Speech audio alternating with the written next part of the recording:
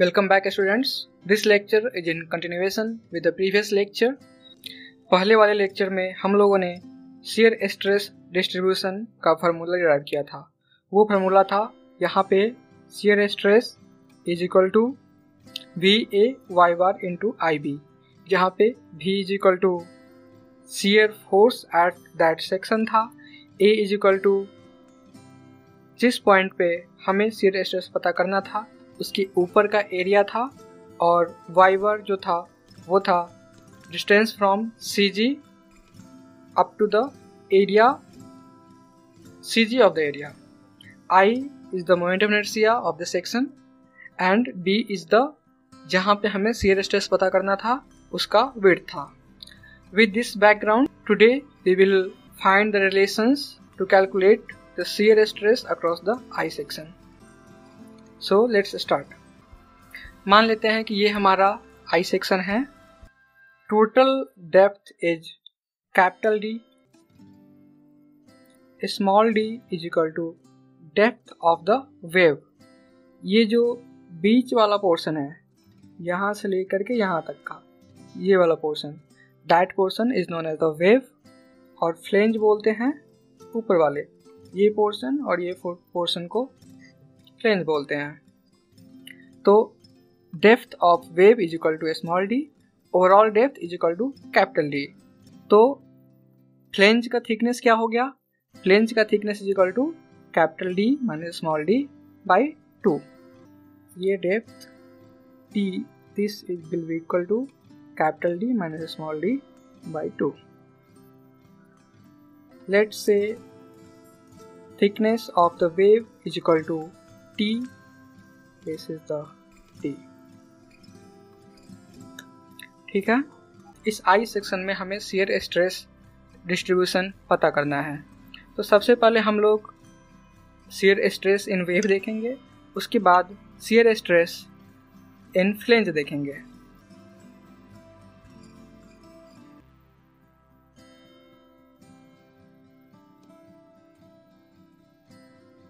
Shear stress in wave. First step, CG calculation. CG calculation. यहाँ पे इस I section में हम देख सकते हैं कि हमारा जो I सेक्शन है वह इस एक्सिस और वर्टिकल एक्सिस के अबाउट सिमेट्रिकल है, तो इसका CG बीच में लाई करेगा। Let's say this is CG। तो CG कैलकुलेट करने की ज़रूरत नहीं है क्योंकि ये इस एक्सिस के अबाउट सिमेट्रिकल है। यहाँ से CG से Y सेक्शन के ऊपर हम लोग एक सेक्शन लेते हैं। This is the section. हमारे shear स्ट्रेस का फॉर्मूला क्या था? Tau is equal to V A Y bar by I into B। तो CG कैलकुलेशन के बाद हम लोग मोमेंट ऑफ इनर्शिया यानी कि I निकालेंगे।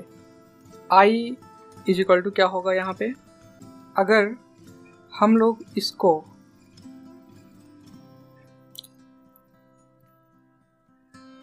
B और D का रेक्टेंगल एज्यूम करें तो उसका मोमेंट ऑफ इनर्शिया होता है BDQ बाई 12, बट हमें इस पार्ट को माइनस करना होगा क्योंकि ये पार्ट हमारे I सेक्शन का पार्ट नहीं है।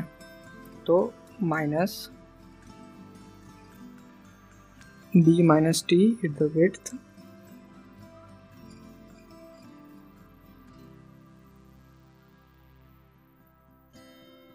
D minus 2T BDQ by 12। This is the moment of inertia calculation, and third step is calculation of AY bar। AY bar क्या था? जिस पॉइंट पे हमें shear स्ट्रेस निकालना था इसके ऊपर का एरिया इंटू CG का मल्टीप्लिकेशन। तो let's say we divide this into two parts.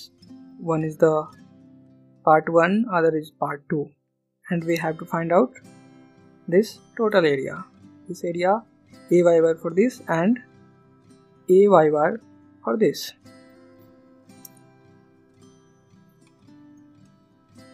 So this will be equal to A1 Y1 plus A2 Y2 R is equal to A1 को क्या लिख सकते हैं, A1 मीन्स दिस एरिया। इसका मतलब ये हुआ कि A1 को हम लोग लिख सकते हैं थिकनेस इनटू दिस हाइट।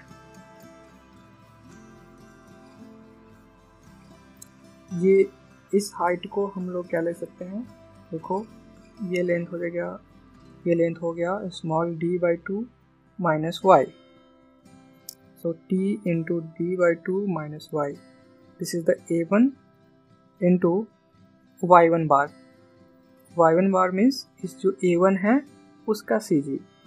तो हमें ये लेंथ चाहिए। तो इस लेंथ को हम लोग क्या लिख सकते हैं, y plus this length. y plus this length will be equal to d/2 minus y by 2। A1 Y1 plus A2 क्या हो जाएगा, B into d minus d/2। This is the A2 into ऊपर वाला दिस डिस्टेंस, CG से ऊपर वाले area के CG का डिस्टेंस। तो ये क्या हो जाएगा,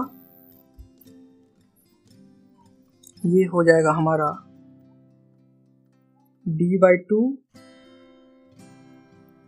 plus this distance. So again if you simplify this, what you will get is Ay bar is equal to b into d square minus d square by 8 plus t into d square by 4 plus y square by 2. So we have calculated Ay bar, we have calculated I, we know the width B. Here B is equal to thickness T. So let's put all the value in this equation 1 here. So from 1 what we will get, tau is equal to V, Ay bar हमें पता है, it is equal to B into d square minus d square by 8 plus t into d square by 4 y square by 2 d Ay bar by I, you know the I is equal to, let's keep I as I into width will equal to thickness, that is T.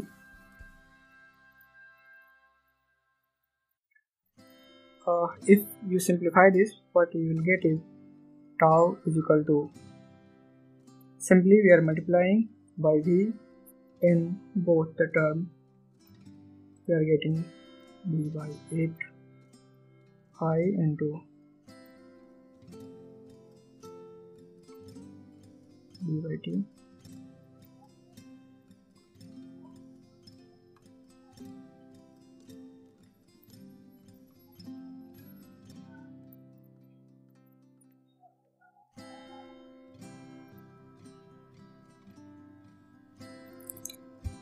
So this is the stresses in wave.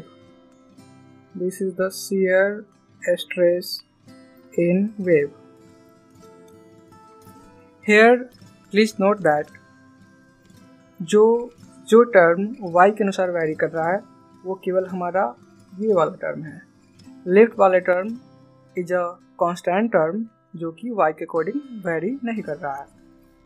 ये वाला term left term, this term is a constant term, it is not varying as per y. अब हम लोग shear stress in flange calculate करेंगे in a similar manner. जब shear stress in flange calculate करेंगे तो I हमारा change नहीं होगा, I हमेशा कांस्टेंट रहेगा उसके लिए, क्योंकि I किसी भी सेक्शन के CG के अबाउट कैलकुलेट होता है तो I सेम ही रहेगा। हाँ ई वाई बार जरूर चेंज होगा। तो शियर स्ट्रेस इन फ्लेंज निकालने के लिए हम लोग केवल ई वाई बार कैलकुलेट करेंगे।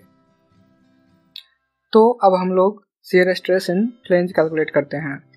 Shear stress in flange,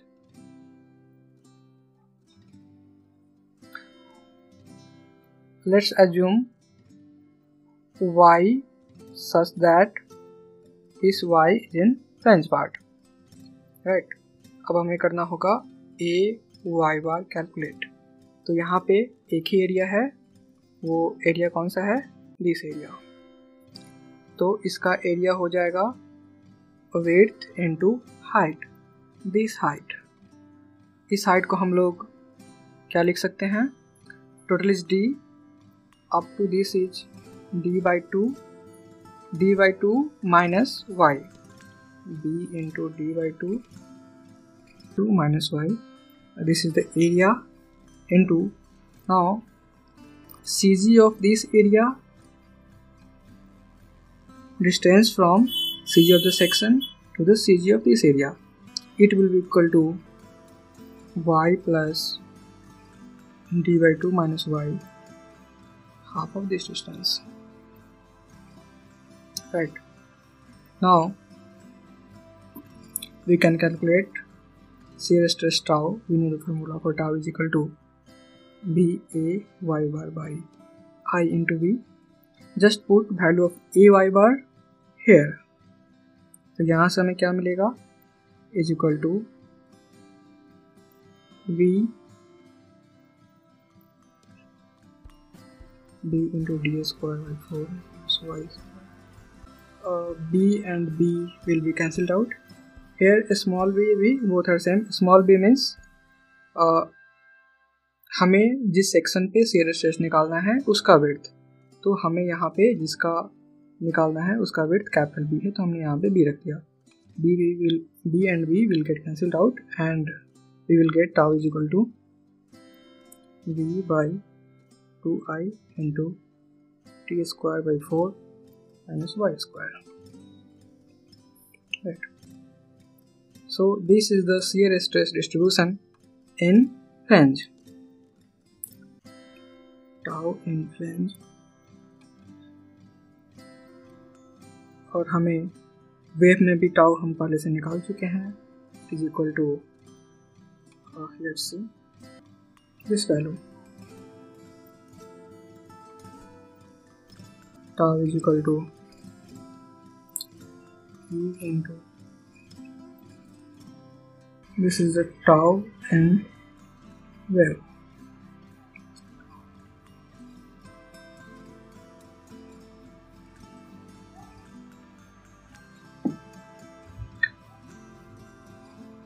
shear stress.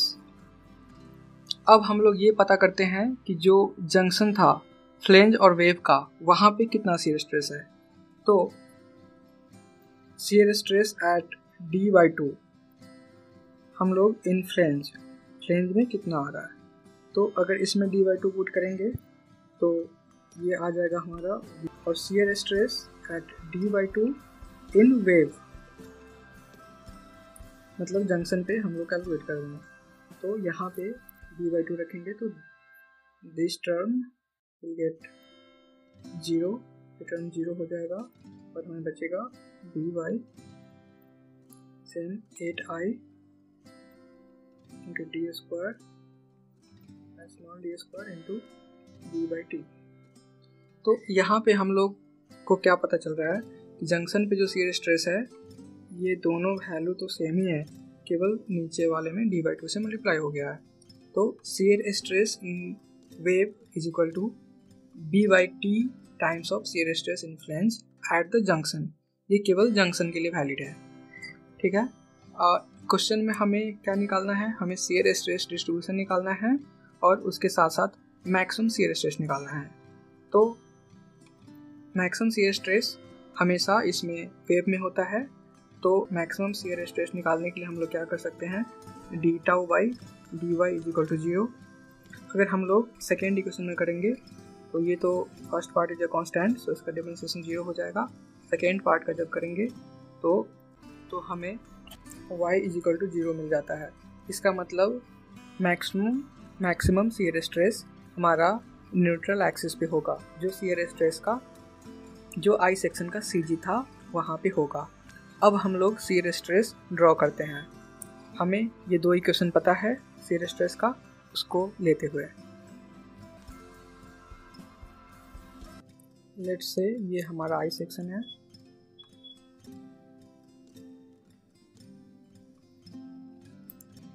ये हमारा CG है,